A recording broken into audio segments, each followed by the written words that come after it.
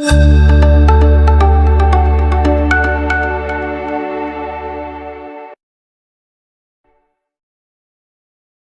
कहते माला तो कर में फिरे और जीव फिरे मुख माही, हर मंत्र तेरा कहीं और घूम रहा, ये तो सुमण नहीं।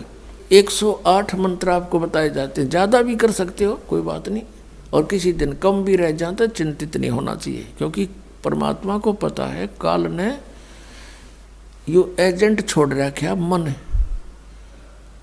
कि यू भक्ति ना करने दे तुमने, लेकिन कुछ दिनों के बाद आत्मा इस पे प्रभावी ऐवी हो जाएगी और बैठ के इस पे भजन कराया करेगी।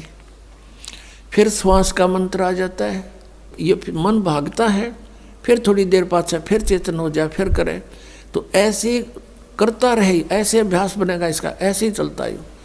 और कुछ दिनों के बाद आपको रात्रि में भी, स्वप्न में भी आपका सिमरण शुरू हो जाया करेगा, सोते सोते सोते सोते श्वास उश्वास से।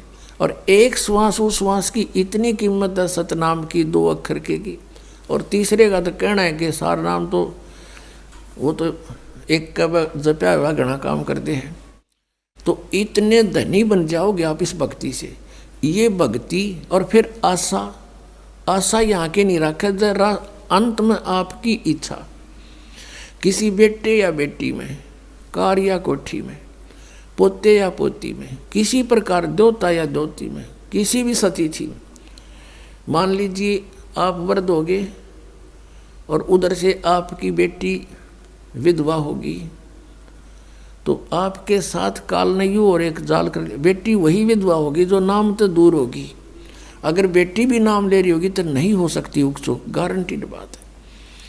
और ऐसा हो जाता है तो फिर आपके मन में काल पैदा करेगा प्रेरणा, बता क्या होगा बेटी का, क्या होगा बेटी का।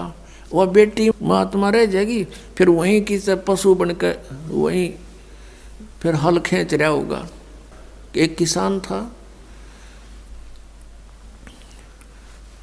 परमात्मा की आत्मा था, कहते हैं जो जन मेरी शरण है। पुणात्मा आप समझोगे, क्योंकि बालक नहीं बुद्धिमान समाज है आज मानो।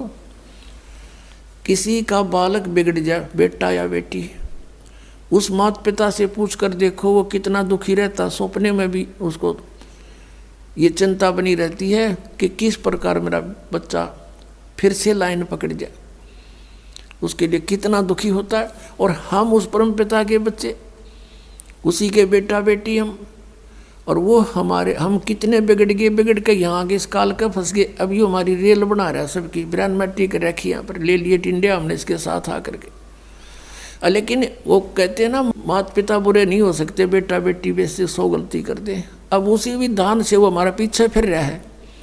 परमात्मा कहते हैं कि जो जन मेरी शरण है, एक बार भी किसी युग में ये भोली आत्मा मालिक से टच होगी, कभी उसके भेजे हुए दास से कभी उपदेश ले लिया, तो फिर वो रह भी गया यहाँ पर, फिर भी मालिक उसके पीछे पीछे फिरता, कभी इसने सद्बुद्धि आ जा, किसी प्रकार फिर से ये लाइन पकड़ दे।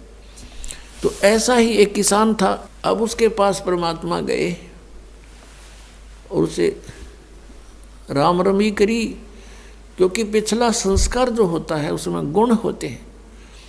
उस किसान ने कहा आओ महाराज, आओ बैठो, भोजन पाओ महाराज, दूध लाओ रे तेरे चाचा महाराज खातिर दूध लाओ। बहुत सेवा करी।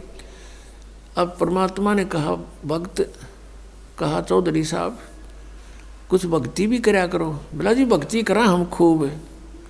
क्या करते हो? शिव जी भगवान का जल चढ़ा जा और श्याम जी की पूजा करते हैं। 8 ने पूड़े तार लिया, 2 ने खीर बना ले, और कभी कभी गंगा स्नान भी करके आते हैं। तो परमात्मा लगे उन्हें समझान, काफ़ी देर तक सत्संग किया, समझाया। अब पुण्यात्मा थी काफ़ी प्रेरित हुआ, अक महाराज बात तो सच्ची कहो तुम। कहा फिर उपदेश ले लो भाई। अकना अभी नहीं, अभी तो बालक छोटे छोटे हैं, इनको कुछ इनकी विवाह कर दूं और ये काम संभालने जोगे हो जा महाराज जी, फिर पक्का नाम ले लूँगा। परमात्मा चले गए, साधु रूप में थे। बालक भी विवाह कर दिया बच्चों का, वो सारा कारोबार भी संभाल रहे हैं और पोता पोती भी हो रहे हैं। तब परमात्मा गए, अक भाई भगत अब तो आजा मेरी शरण में। न्यू बोला महाराज जी तू अच्छा पीछे पड़ा मेरे, छोटे छोटे पोता पोती हैं, बच्चे खेतों में काम करें, इन बालका ने कौन खिलावेगा। इब नहीं माड़े ये बालक ठीक हो जाने दे, पोते पोती माड़े बड़े हो जा थोड़े से, फिर आना। अब वो फिर गए परमात्मा 5-7 वर्ष के बाद, बूढ़े की टिकट कटी पाई, वो मर लिया। अब क्या देखा कि वही व्यक्ति अपने ही घर में बैल बनकर आ रहा है और पुत्र उसने हड़ में जोड़ रहे। वहां पहुंचे परमात्मा। अब वो बच्चे जाने थे महाराज को कि आओ महाराज जी आगे। कहा गया भाई, बोला भाई डटिए, एक दो बात कर लो तेरे पिताजी ते। वो बच्चा बोला जी पिताजी की तो मृत्यु हो ली। बोला भाई वो परमात्मा बोले मुझे मालूम है।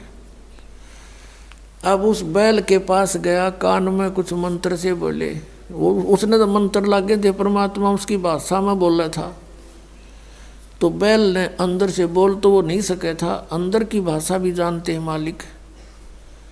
अब उसने कहा बाबा, परमात्मा ने कहा रहा ईब तो आ जा मेरी शरण में, तेरा यो शरीर छुटवा दूंगा यहीं पर और तुझे मनुष्य जन्म दिवा दूंगा। तो नो कह महाराज जी तू जा अपना काम करे।